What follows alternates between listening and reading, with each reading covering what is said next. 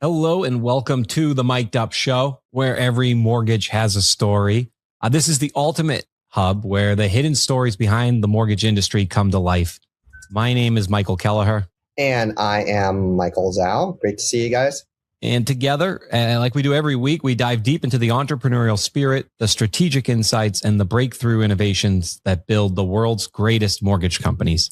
Let's dive in. Today, we have a special guest because Illuminati of the mortgage industry, a very highly followed. He's a top ranked, most followed person in the mortgage industry. He's also a really good friend, and he reciprocates. I've been on his show, Real Fridays, which is on Friday, which really hits hard on it's actually the longest running mortgage show and most followed mortgage show that touches real estate, prop tech, and mortgage, talks about the items. But today we're talking to him as a leader who has run almost in every part of the industry, from technology to the lending side.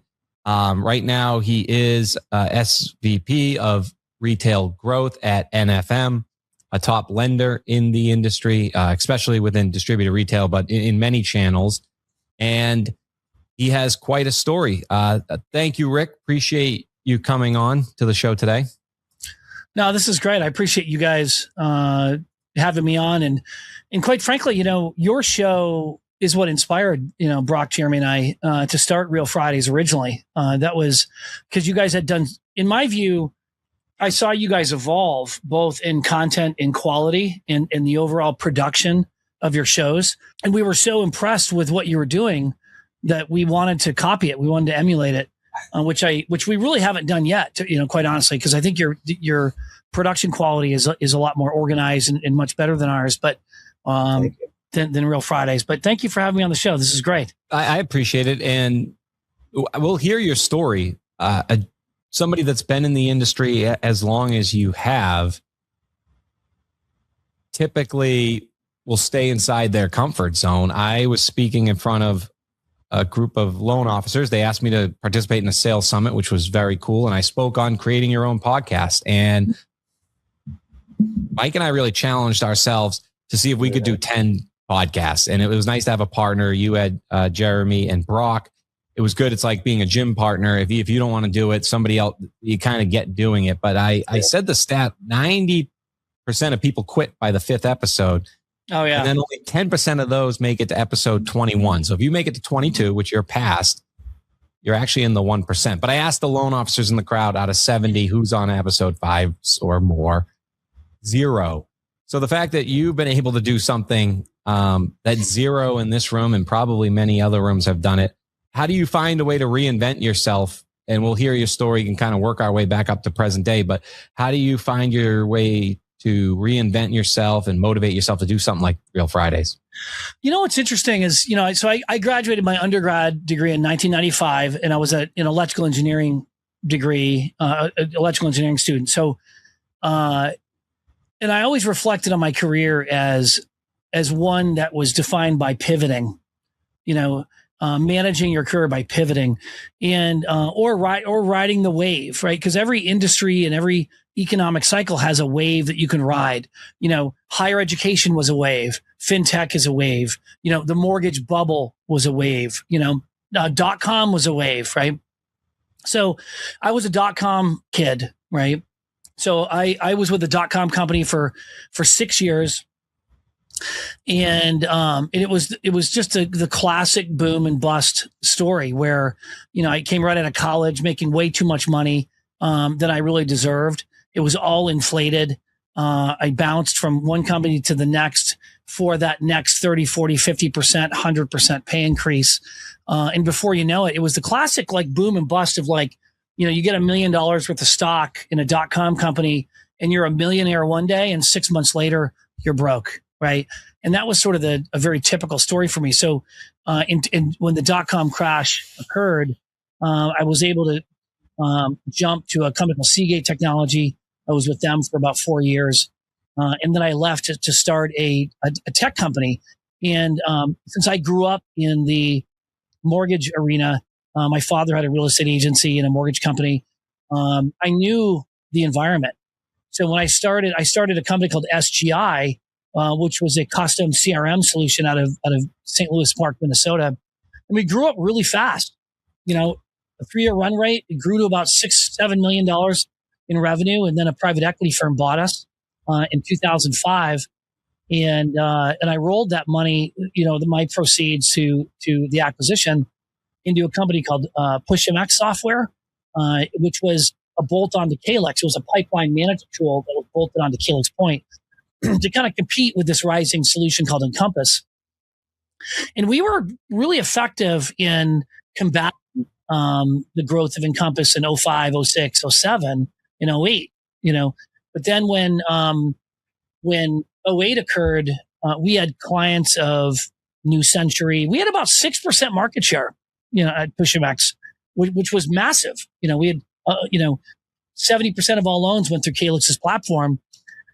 And when New Century Home 123, which a client of ours, went under, and then ABM AMRO went under in Michigan, and WAMU went under several months later in Seattle, the PushMX was quickly going out of business. We had raised about $10 million. And then all of a sudden we went from a real hot growth ticket to, all of our largest clients were going out of business, So the company ended up totally imploding. So I made money on my exit for SGI, and then I lost money on the demise of PushMX. But that's when Calyx said, "Hey, you understand the mortgage environment? Come work for us." Tech, the mortgage environment like a mortgage professional.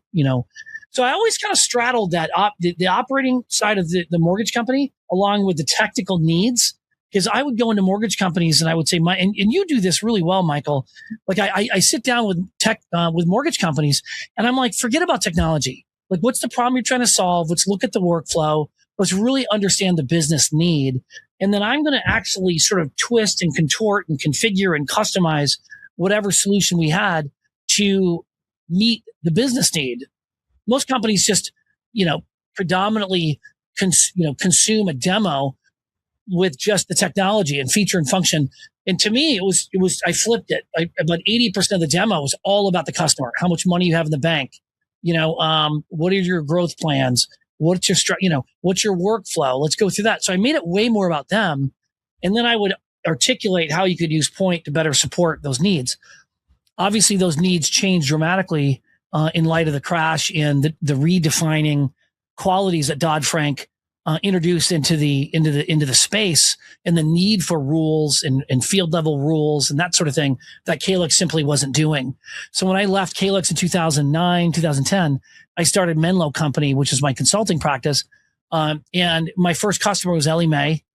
We've traveled all around the country, doing pitches to my old Calyx clients, and we converted tens of thousands of users over from the mortgage brokerage community over into well-capitalized mortgage banks. And that's what got me into my journey, both of M&A. It was kind of a confluence of like M&A, technology, because whenever you merge companies, there's always a question, what do you do with the data and what's the system of record and how do you migrate data from one CRM to the next and that sort of thing, the accounting systems. So I got heavily involved in the accounting systems and the technology and the data, heavily involved in the money side for mergers and acquisitions, and then heavily involved in just the overall management and growth post-acquisition of what happens after you merge two companies together. And that's what kind of got me in that journey from 2010, 11 to 2020, 21 when I decided to take a W-2 role and work for New American Funding. So I kind of quickly try to give you a timeline from 1995 to 2021 in a 9-minute, 8-minute, or maybe 7-minute summary. I remember I'd started being a mortgage broker back in 99 and was dedicated to Calyx, and then was super hesitant in 2010 to switch from using Point over to Encompass, mainly because Point was so easy. And then I just thought that, hey, if I switch over to Encompass, it's more expensive, it's more cumbersome, there's more, the learning curve is a little steeper. but then I was forced to by joining an IMB shortly thereafter. And then I'm like, okay, well, then if this is the devil that I need to know, then I guess I'm going to need to know it. Yeah, good way of saying it. I mean, it's true. It's kind of true. I mean, Encompass was like the only real viable platform. I remember having the debate with Doug Chain, the founder of Calyx, saying like, Doug, we need rules. We need rules in the Social Security field. Did you know you could you can type in someone's name in the Social Security field? I'm like, Doug, that's a problem. And his thought at the time was that was Calyx's strength, was its flexibility. And I said, not in this world. There's this guy named Congressman Barney Frank, the late Barney Frank. There's Congressman Chris Dodd. This was in 2009, 2010, and they in much of the framework of the CFPB in the legislation was being crafted and introduced, and we were reading it saying like, Doug, we're not ready to support any of this, and from LO Comp to RESPA to docs to reporting and controls, like the system was simply not equipped for it. And Ellie Mae was really smart. And the one thing that a lot of people don't know is Wiener Brodsky was the very first. Mitch Keider was the very first investor into Ellie Mae, into Encompass, right? Back in 1999, 2000, right? So all of a sudden, I was meeting with Jonathan Core in 2007, 8, and 9, saying like, "What are you guys doing over there?" And he's like, "We're hiring attorneys." I'm like, "Why do you have attorneys on? You're a software company, And so they made a very conscious choice to build a solution that was going to help lenders be compliant or maintain control over staff, where Calyx was saying, I don't want the liability. I don't want to be blamed for someone being not compliant. And that was literally the pivotal break right there. That the LOS market share conversation, the genesis of what happened with Ellie Mae and what happened with Calyx occurred in that one singular decision right there. I think there's a lot that you could learn from just talking to everybody in the mortgage industry right now. I feel the technology wave has them so lost. And that is a perfect example there of a company that wasn't going out and hiring the top technology engineer because it seems like the right answer. Lawyers were the right answer. The technology just happened to be the vessel to get it to market. Kind of zooming out. So I think that's just a masterclass of zooming out and really understanding and not getting stuck in this tunnel vision of chasing the next technology milestone. How would you explain to like a 30-year-old what the .com bubble is? Because I feel like we're getting far enough away. I was right around then. Like there were some coaches that were getting pretty rich. Well, obviously, everything was, I don't know much about stock, but I know stocks were going online and everything was moving to buying a domain. Nobody was comfortable yet putting their credit card. So that was probably what caused the bubble, but everybody was at least checking it out. How would you describe this .com bubble? So what's interesting about So the .com bubble was really Internet 1.0, right? And it was really the infrastructural expansion. Think of prior to electricity being delivered or being deployed to homes, you needed infrastructure. You needed wires. You needed telephone poles. You need to lay the infrastructure to actually wire one house to the next to power. Right. So you needed to create the infrastructure to support that. And that's in essence what the .com bubble was. From basically 1990 to 2002, there was this massive run up in demand for people to go online, but there wasn't the support. You couldn't do voice over IP, right? You were trying to suck data through a straw, right? So all of the whole infrastructure on delivering data needed to be set up. Right. And then once it was set up, then it was meeting the demand on constantly increasing and upgrading the delivery of information through bytes, right? And different terabytes and in massive volumes of data. Once you started streaming, I remember when Netflix started in like whatever, 1993, 1994, I was in college, and I thought it was the dumbest idea, right? But they were shipping these discs. But then I remember in like 98, 99, they started putting old movies and classics and stuff on the internet. And I remember thinking like, God, that just, it's this idea is never going to, stick. It's, but the point was .com 1, Internet 1.0 was all about the infrastructure and just getting people online. 2.0 was really the services that were being put online, whether it was shopping or movies or remember that 1-800 movie phone. You'd call 1-800, hello, you've reached movie phone. Now all of a sudden you didn't have to dial an 800 number to determine like when the movie was or buy phone tickets. You could go online, right? So it was just so 2.0 of internet was really putting products and services online to be able to make life easier. And there was massive efficiencies in each step, right? And then of course 3.0 is where you start getting into broader sort of efficiencies kind of leading into like, you had software as a service. And because 1 and 2.0 depended upon you building the infrastructure in your company. Well, 3.0 was all about managed hosting providers and SaaS to say, don't worry about it. Build all the software you want online and we'll host it for you. Right. And that's where there was that next generation of growth of more apps and more technologies and more solutions being released. And really 4.0 is really the dawn of AI. Because now that you have all this data, right? And the question is, how is this data getting smarter?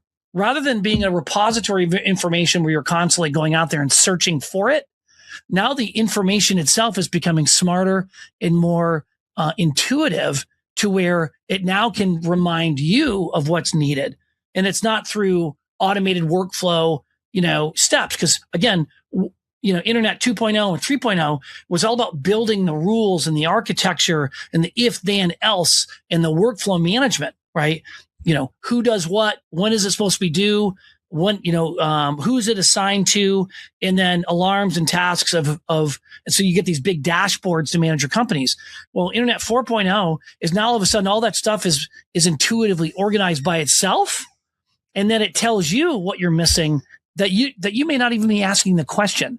And that's the intelligent internet or essentially, an artificially intelligent, driven, internet. But effectively it's taking all the data that's out there and then all of a sudden identifying a way to make it all make sense for you. Do you think that with the technology that's available out there, has it made the originator less aware? I'm going to be as polite as I can to the industry because I think that the originator has actually gotten less informed. Because it used to be before I started using Point, I was handwriting on my 1003s. Okay. Oh, yeah. And then I had to go from yellow pad to Point, and then from yellow pad to Point, and then from Point and for me, the technology migration was from Point to Encompass. Okay. But during that time period, the products changed. I had to take 24 months of bank statements, write down all of the deposits on my yellow pad, average them out, take out the big deposits, And now technology and then there was a point in time where we had OCR recognition where you could put in bank statements, it would analyze it for you and do all.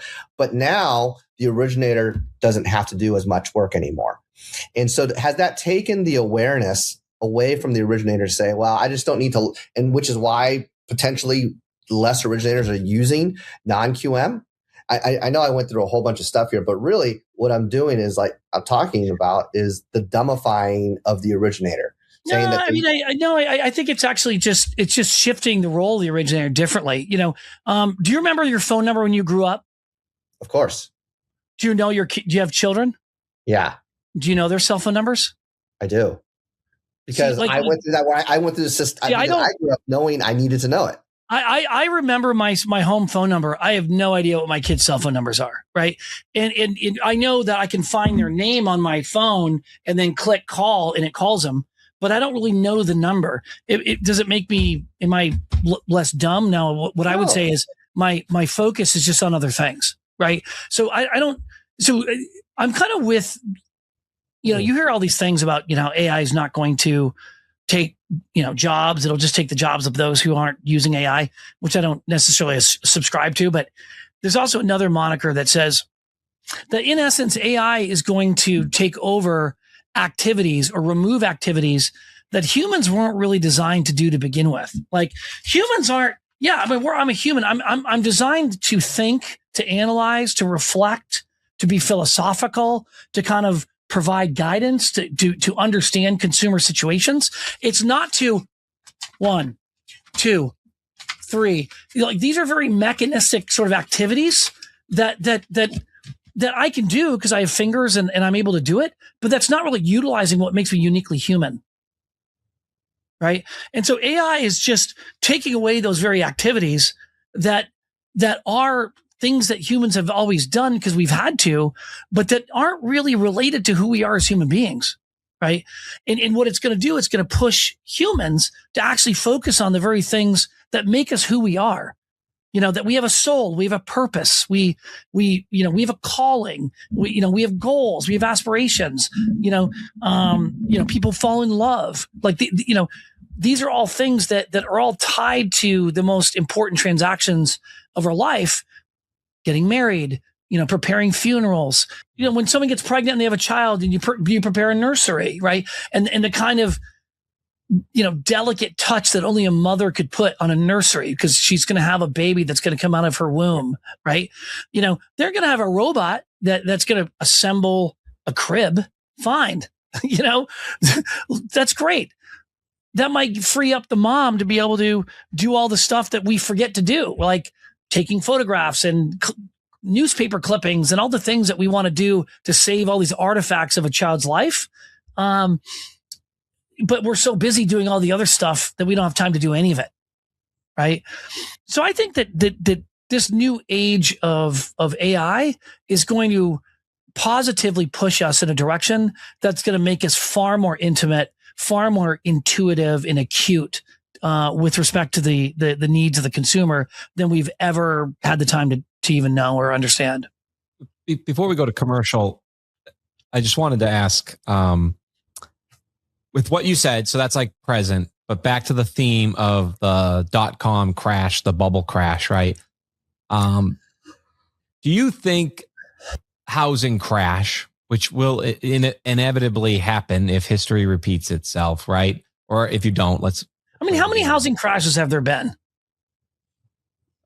92, right? That wasn't really a crash. We had a recession.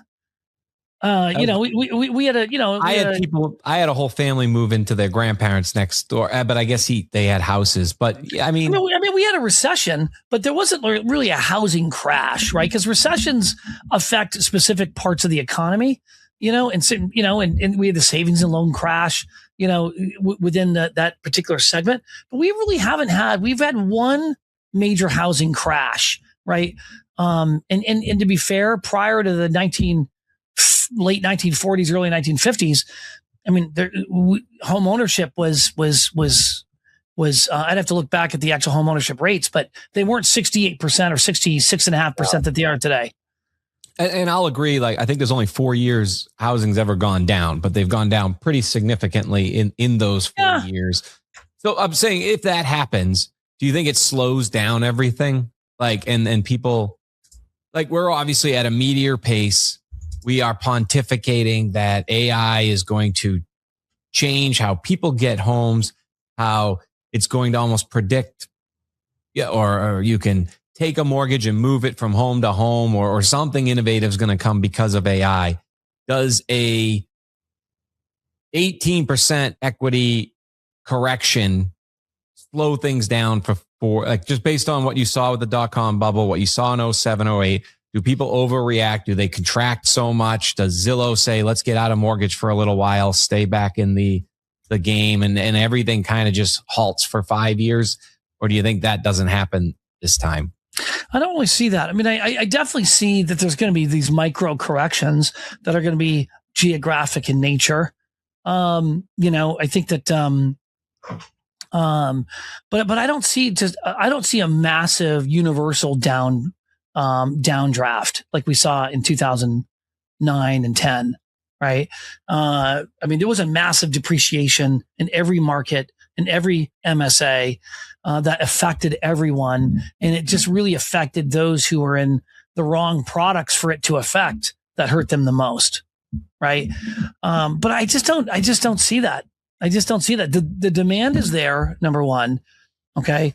There's still a tremendous amount of demand. You look at the demographics of millennials and Gen Z and then Gen Alphas are massive cohorts. They're much bigger than the baby boom cohorts, you know, and these are largely cohorts that haven't even started to really own homes yet.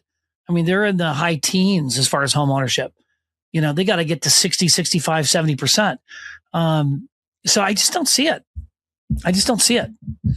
I think the demand's going to be there. It'll soften certain markets where like in Cape Coral, Florida, it boomed and then it started to really drop by 15, 18%, you know, but I really don't see it. I really don't see it. I think we're in a very, very healthy trajectory in the mortgage business, as a business and as a sector. I think the industry itself is going to look a lot different 10 years from now than it does today. But I think that, but home ownership will continue to be where it's at. I mean, you got to understand, in 1975, it was 65%. I mean, we're at like 64. I mean, we've been sort of hovering, and it's gone up a little bit, up to the peak of close to 70%, 68, 69% of in 2007. But in 1975, it was 65, 66%. So that's the right number, because there's going to be a certain percentage of the population that doesn't want to own a home, right? Those are eligible home buyers, but they're too migrant, they're too transient in their work, or not quite situated in their work, or they're single and they don't want to own a home, and that's okay, right? Go ahead.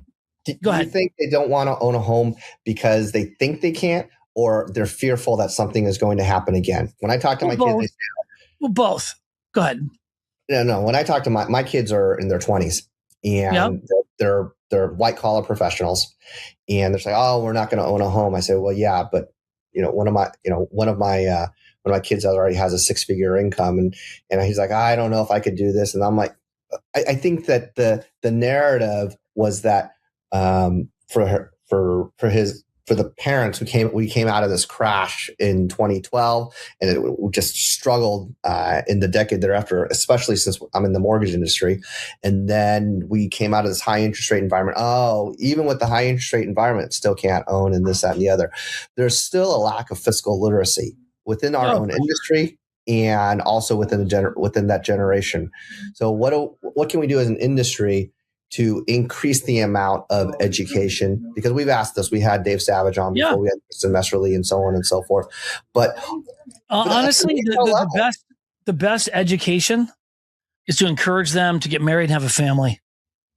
You know, the reason why a lot of kids are, marriage is getting pushed off, and as a result, the desire, the need, the push to having your own space, to not living with a bunch of guys, and, to actually own a home, is getting pushed out. There's no greater sense of you. If you ask a 22-year-old who gets married, the very first thing they're going to say is they're saving up for a home, because in a few short years, they're going to have a baby. And that's when, any couple is going to start nesting and is going to start creating a home for themselves. The best education around a mortgage is really to help foster and encourage people to settle in relationships and to get married and have kids, right? And that's kind of a, but I do believe sociologically that's taken the foot off the pedal when it comes to home ownership with this particular generation. Number one. Number two, this is a generation that's lived through a lot, right? They've lived through 2000, they've lived through the 9/11. They lived through 2008, the housing crash. They've seen their parents, lose their jobs, get evicted. We had the largest foreclosure crisis in 2009, 10, 11, 12. So, this generation's been through a lot, right? So I think that we need to dumb down our expectations a little bit around the type of home that this generation is ready to buy. But that's why I also think tiny homes is the right way to go.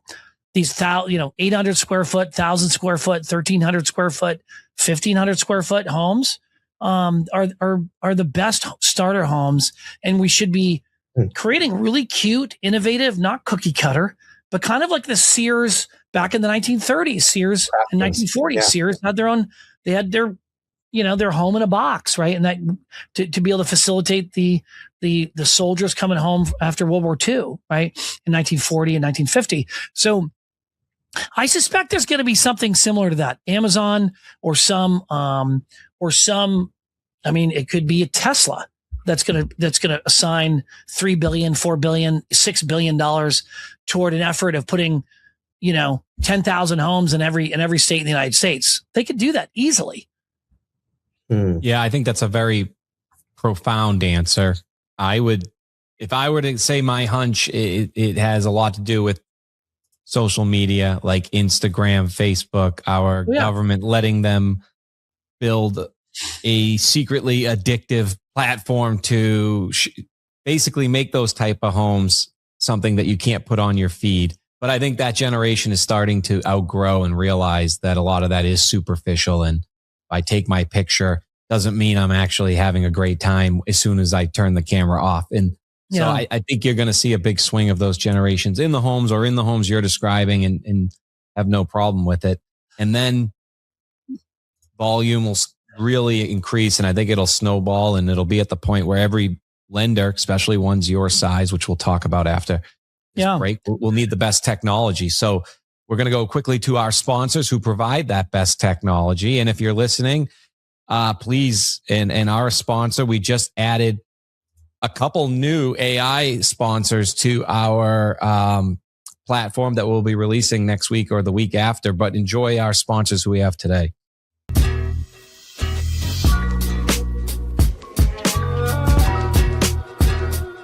Verifying income for all your applicants means you need roughly 23 different vendors and waste hours and hours of your team's time. But with TrueWork, it's just a single place for all your income verification needs, so you get the most advanced VOIE solution. TrueWork combines all major verification methods into a single, easy-to-use platform to give you a completion rate of 75%, cutting your costs by up to 50% and getting real results for your team. TrueWork, your one-stop shop for income verification. Quick, verify, repeat. Talk to our team today. Cyber and wire fraud. Can you afford the risk? Today's automation and technology-based trends demand solutions to fraud threats. Funding Shield provides lenders and investors real-time transaction-level verification, certified wire fraud protection to protect loss of funds at closing due to cyber-based and other threats. We help improve your bottom line through fraud prevention, risk management, and validating the parties and documents involved in mortgage closings. Prevent fraud and theft on your closings. Covered is the digital insurance agency built into the mortgage platforms you're already using. Here's why that matters. Homeowners' insurance premiums are up nearly 30% over the past 3 years. Your customers are feeling the pain, and when they can't find affordable coverage, your business absorbs the impact. Unlike property taxes, home insurance is the part of your customer's mortgage payment that they can easily reshop for savings. And with Covered, you can help them do just that. Covered compares options from 65 plus regional and national insurance carriers and delivers the top options to your borrowers right inside your existing workflow. No learning of complex new systems. Your customers can compare real quotes without going elsewhere. And the evidence of insurance automatically syncs back to your system, so you don't have to spend time chasing down documents. On average, borrowers save $1,240 when shopping through Covered. Now, you can offer that too. Visit itscovered.com to learn more.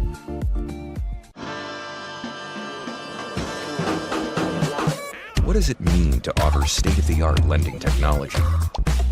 It means that we stand for transparency and velocity, allowing us to provide standout experiences, lowering your costs dramatically. With True, We help you understand borrowers so you can help them as you grow your business. We stand for truth and trust because our AI-powered technology leaves no stone unturned, no data point unchecked, so you can make the right decisions and your customers' loans can be approved faster. We stand for these things because they lead us to accuracy. And that leads you to proven insights and reduced risk. And it leads your customers to a better future. And that's what's true. Lending intelligence. True.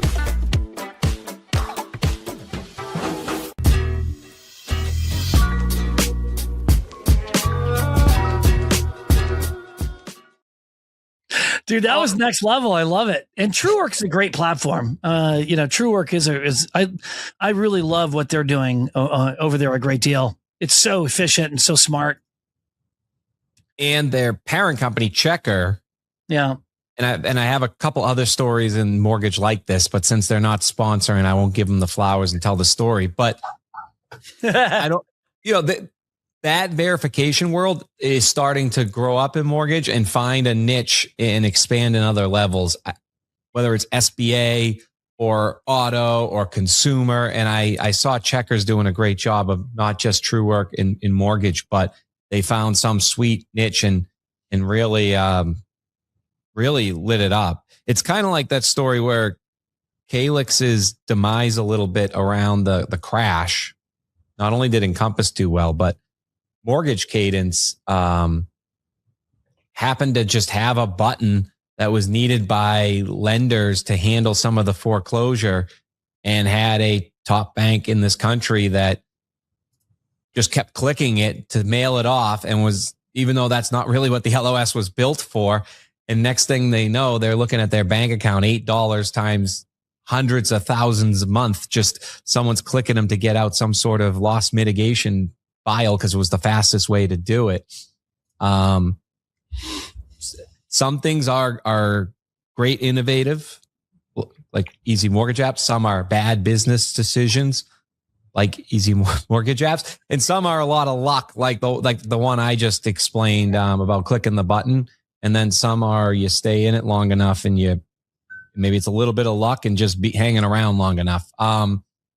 With all that, Rick, you've been in all of it, so we could go really any direction here. But I think with what I do right now, where I'm consulting and I'm going company to company, you have found your home. So we're excited to hear about NFM. But as someone who didn't grow up through NFM, how do you encourage the loan officers there to start to understand this? I mean, we have a lot of guests, and you are right there with the best of the best as far as your knowledge, your ability to articulate, your ability to feel comfortable in just sounding more consultative. How do you encourage now these loan officers to see you are a leader that is approachable? Your door is open. Even if you weren't the one that brought it in through M&A, they can reach out to you. How are you taking on that leadership role at NFM, or encouraging others to see that you are their leader? Yeah, no, well, look, I mean, there's a lot of capable leaders. I think I'm just a spoke in a wheel at NFM. Greg's been there 27 years, for the most part. And I say for the most part, he started at NFM, started his own company for 10 years, and then he rolled that company into NFM, back into NFM. So collectively, he's been there 27 years. Latasha's been there 10 or 12, 13 years. Bob Tyson, CEO, has been there for maybe 7 or 8 years, I think.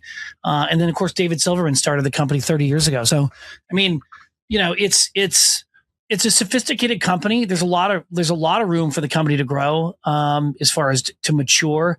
I think it's kind of a late bloomer. It's a company that I think grew late in its development. It really didn't become a major player until probably 2022, 2023 in the national landscape. I think social media was a big part of that. I think Greg was a huge part of that. I think some of the acquisitions and production growth, that I've done has been a big part of that. And we've had, pillars of production that have really driven the company's growth in the years prior that are still growing. Daniel Saw out of Columbus and Ryan Sandell out of Arizona. And we have Main Street Home Loans out of Virginia. That's incredible. It's a $2 billion division that we have. So, there's like 5 divisions at NFM that make up most of the production. Probably 7 or 8 billion of our production are with 5 groups. That's it. And then there's a legacy core retail group that does about 2.5 billion a year. But everything else is really broken up across 5 divisions, and they're incredible leaders, really incredible leaders. So to me, I'm just a spoke in a wheel trying to put pressure on the right areas of the company for growth. In some cases it's welcomed, in other cases it's not. But part of what our job is as leaders, we're not, Michael, I mean, we know this. We're only in this industry for a short time. I mean, truly. I mean, Dave Stevens passed away however many years ago. He had an incredible run in a good solid, massive career, but he became, in my leadership focus about 15 years ago. Now he's gone. Right. And we all will be too. Right. And others will lead, in our place. So, that to me is a call to urgency for people not to, tread water or to sit idle. It's time, especially people like you, Michael, and Mike, and you've been in the business a long time, Michael. Both you, Mike. I don't know who's Mike and who's Michael, but call you guys both by your baptism names. But the point is, you guys have all been in the business a long time, and it's not. You can be respectful, but you don't have to play it safe. You don't have to play it safe, and there's too many people that play it safe, and then they cease to lead. What is the trait that you think that another independent mortgage banking leader needs to expand more in order for the industry to have greater respect, recognition, and growth so that we can be better as an industry? We've talked a lot on our show with various leaders, and some leaders are awesome. Most of them are actually very good. But what's the trait that you think still needs to happen to be expanded so that we can be a better industry? Well, being a better industry. So I'm assuming when you say the word better, are you talking about like better as in more ethical? Better as I think better in the form of greater recognition in government. The NAR has great recognition through their political action committee, and we as an industry could do better in recognition in government. So as leadership, what can we do so that we can get more recognition? Because we're in the money industry, we're selling money. Yeah. And honestly, for the very houses. In Kelleher introduced me to the legislative conference in DC, and I think every top producer in every state, in all 50 states, and maybe add Puerto Rico and Guam to that, should be showing up every year at their local representatives as well as in DC at the NBA every year, because there is this quality about the industry where the real practitioners have their head down in the sand. And they don't collaborate. They don't advocate. They're not really involved. And then you get people who are more paper pushers, or the ones, and they're further away from the problems or the solutions to really speak to them at a really confident and passionate level. So when they're creating policies and procedures, or when they're advocating or working with legislators to craft policies and procedures with FHFA or with HUD or with Congress, men and women in the U.S. House or the U.S. Senate, they're not getting the real. They're not getting the real practitioner's voice about what's passionately going to benefit the consumer or harm the consumer.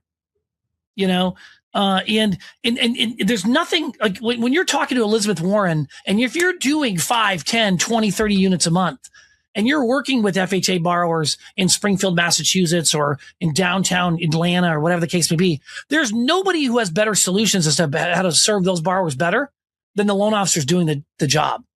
And the problem is you get somebody who's further away from that front line, some general in an army, like a director of mortgage or a director of retail. And if they're not really paying attention, they're not really giving the advice necessary that legislators need to improve the lives of consumers out in trenches. And they're not really advocating, I think, effectively for our industry. So I just think being way more involved, like the people who are serious, passionate, really good at their jobs need they need to carve out a piece of time to get involved on the state level, like Michael is, or at the federal level, like Michael is, like in DC, speaking directly to these issues.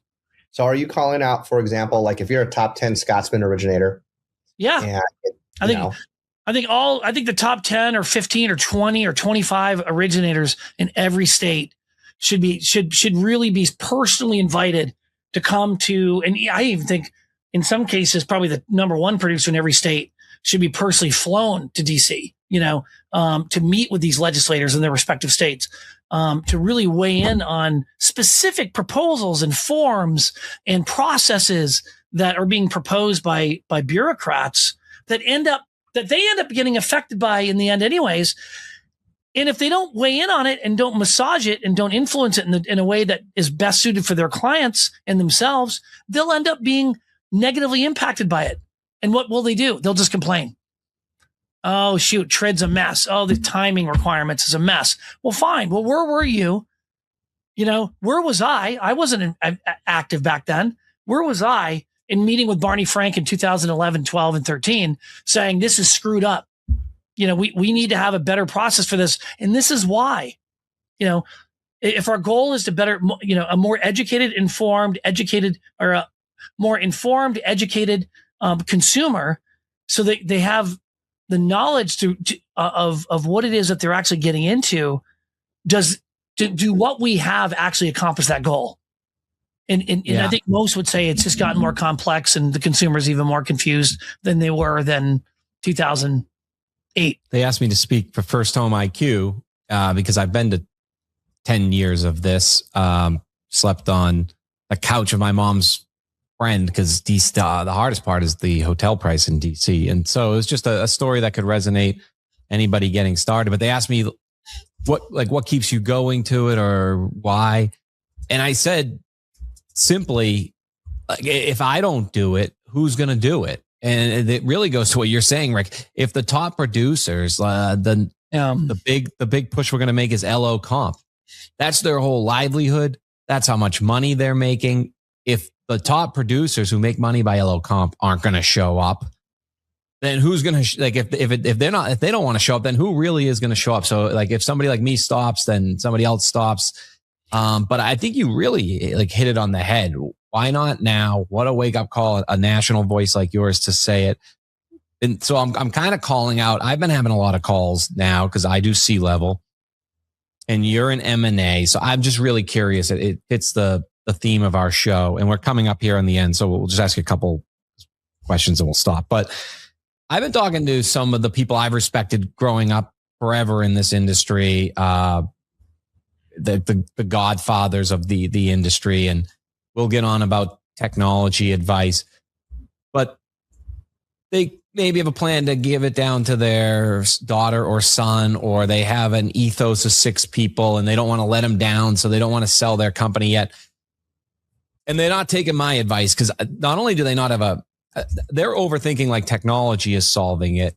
And I think they don't have a culture, not a culture. They have some of the best culture in the world. They're like the old school, my dad, or down at the bocce club, not that kind of culture. But to recruit, I think you need to sell a platform for loan officers these days. And they don't have anything. They don't have I would give a podcast studio, like a platform like that to be different. Or to prevent, or maybe they should start attending again like they used to these conferences and bring people down so they're never going to leave because they feel like they're part of something greater. And that's your message. Like, we're going to be all in on advocacy. Not motivating them. You did very well in that speech. There's a wake up call for everybody. But when you look at these IMBs out there that are treading water, Yeah. What's the difference between those that are deciding that they can scale up and have a better experience with a company like NFM? And then what do you think those that are waiting it out 3 years? Why can't they see what let's assume they should scale up. But why do you think they're not seeing what I'm seeing? Apathy is so prevalent in our business. I think especially when it comes to money, people just tend to sort of put their heads in the sand. And there's nothing wrong with that per se, right? I think where the argument comes into play is we're essentially an extension of public trust. We're leveraging money that is largely taxpayer funded or in part underwritten by the U.S. taxpayer to serve and support and to drive home ownership, because home ownership sociologically has all kinds of benefits to communities across the country. And so the idea of communities being more stable, educational environments being more stable around metrics of home ownership. And so the U.S. government, through a public and private partnership with the private industry, has partnered with the through programs and through this partnership with Fannie, Freddie, and Ginnie, through this quasi partnership in putting the good faith and trust of the United States government behind it. So I feel like there's a much greater obligation that mortgage companies, especially when you get your Fannie, Freddie, and your Ginnie, when you get your GSEs, I think there is a public obligation to expand home ownership and not to take the most conservative approach. I think there should be, maybe not so much a CRA requirement, but I think there should be, I think it's a disgrace that the average credit score is 720, 715, 728 for pretty much every mortgage company in the United States, right? When most consumers have a credit score of 640, 645, 650, who doesn't want to mitigate the risk by only lending to A-paper consumers, right? So, and I'm not saying that that people don't have the right to do that, but once you start using public money, that's a different ballgame, either directly or indirectly. That's a different ballgame. And I think there must be a much greater obligation and expectation that that's levied on consumer or on mortgage companies to get involved, to expand home ownership, to come up with innovative solutions, to put people into a level of home ownership that may not be quote unquote full blown, but it gets them out of renting. And maybe it enables them to maybe there's some innovative mechanism to create equity, and much smaller chunks or nuggets and maybe smaller units of ownership of homes or whatever the case may be. I don't necessarily know, but there's not enough. We're so used to feeding off the trough of Fannie and Freddie and your vanilla conventional products and we make millions of dollars doing it, but is that really serving the public good? And I don't think it is.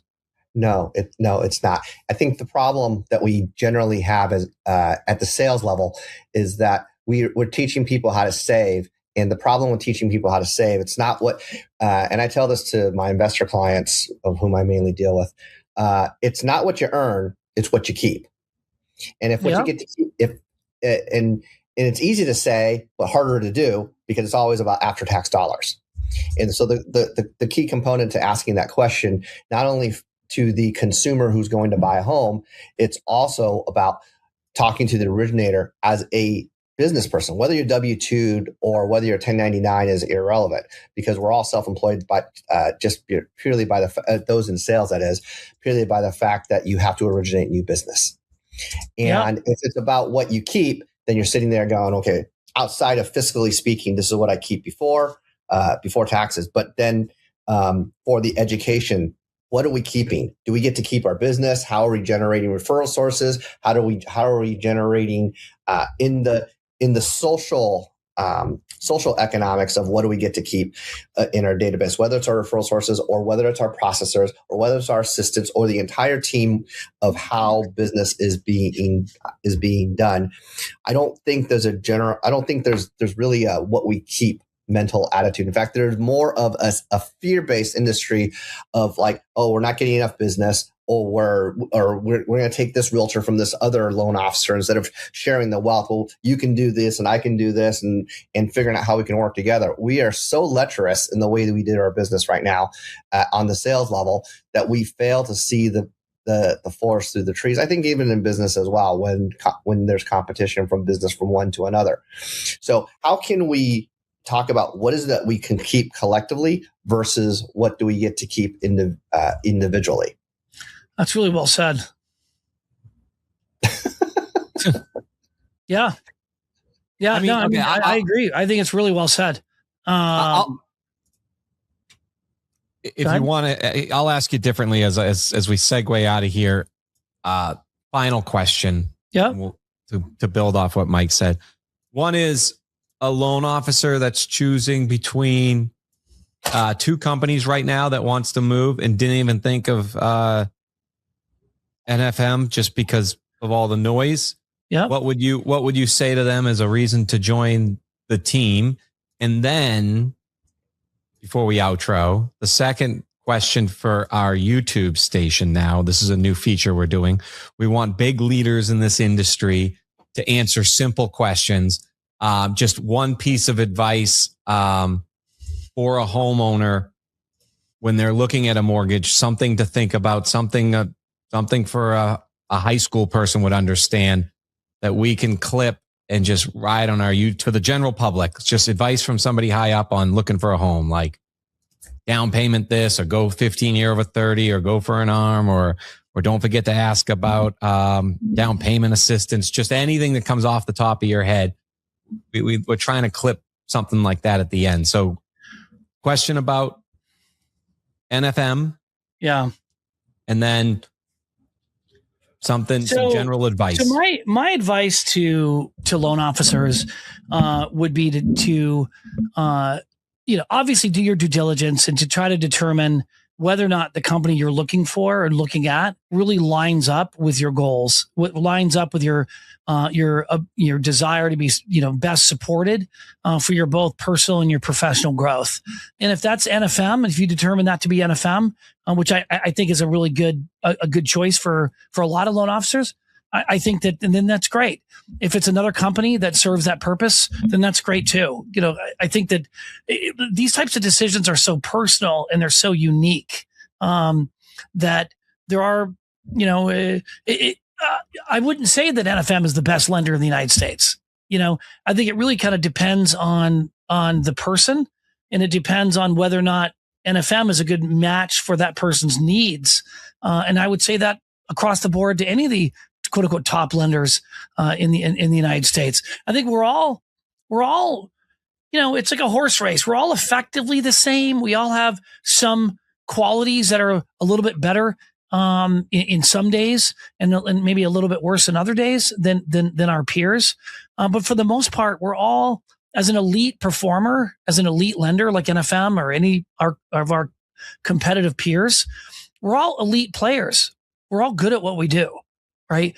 So whether or not we're the best match for a respective top producer or top producing team really depends on them. It doesn't really depend on us, because yes, we're going to talk about our, how we're one of the best AI providers in the United States, that we have a leaner, flat management style, that we have aggressive compensation structures, innovative culture, very socially forward marketing strategies. But ultimately, if none of those things are hot buttons or things that resonate within you, we may not be, the best lender for that individual. Right. So, but NFM is an elite lender. It's an elite lender. And there's a handful of elite lenders. There's probably 12 to 15 elite lenders that really make up that top tier category of lenders. And then that's where the 1,500 meter race really separates between the front pack and then everybody else. As far as for consumers, my advice for every consumer in America is really to focus on getting into a home as quickly as you possibly can. Could be a 1-bedroom, 2-bedroom, a 3-bedroom home. Get into a single family home as fast as you can. And you can get in with 1.5% down because there are matching programs, matching grants. There's down payment assistance programs. Get into a home. Don't even worry about the economics. Get into the home. Make sure you can afford the monthly payment, but don't worry about the rate. Don't worry about, what you're going to do. Because the reality is in 3 or 4 years, you're either going to sell and move somewhere else, or you're going to end up doing upgrades to that home. And then that home's going to gain in equity. But get into a home. I was talking to a 26-year-old, just yesterday, and I was telling her, you need to just get into a home. She's renting right now in a 2-bedroom. She's paying $3,000 a month in Charlotte, North Carolina. And I said, you know what? I can get you into a $350,000 home with about $14,000 down. There'll be about $20,000 or so in closing costs, but your monthly payment's going to be about $2,600 a month. You get a roommate. You could rent one room out for $1,300, $1,400, $1,500 a month and pretty much cut your mortgage payment in half for you as the owner. And you're building equity and you have a home and you're able to take care of something. And then I can help you, plug you into contractors that can improve the kitchen, improve the bathroom, build a porch, do all the upgrades necessary to increase equity. But the biggest thing is to get into a home. Doesn't have to be the best neighborhood, because all neighborhoods appreciate in every 5 to 8 years. Especially the rougher neighborhoods, the up and coming neighborhoods will appreciate the fastest. So just get into a home. Appreciate that. I know Michael Zhao totally agrees, and we'll be talking about it on the post live show on Twitch we have right after this show. Rick, we want to thank you for coming out today. And we want to thank our audience for joining us on the journey into the heart of mortgage innovation. Remember what we said, every mortgage has a story. We're here to help you write yours. If you enjoyed today's insights, please subscribe, whether it's on the live show or our audio where we're gaining ground. It'll help if you share it with your network, you comment, connect with us on social media. We will reach back out. We will thank you. Until next time, keep pushing the boundaries and uncovering the stories that drive our industry forward. Thank you, guys. Thank you for joining us on this journey into the heart of mortgage innovation. Every mortgage has a story, and we're here to help you write yours. If you enjoyed today's insights, please subscribe, leave a comment, share it with your network, and connect with us on social media. Until next time, keep pushing the boundaries and uncovering the stories that drive our industry forward.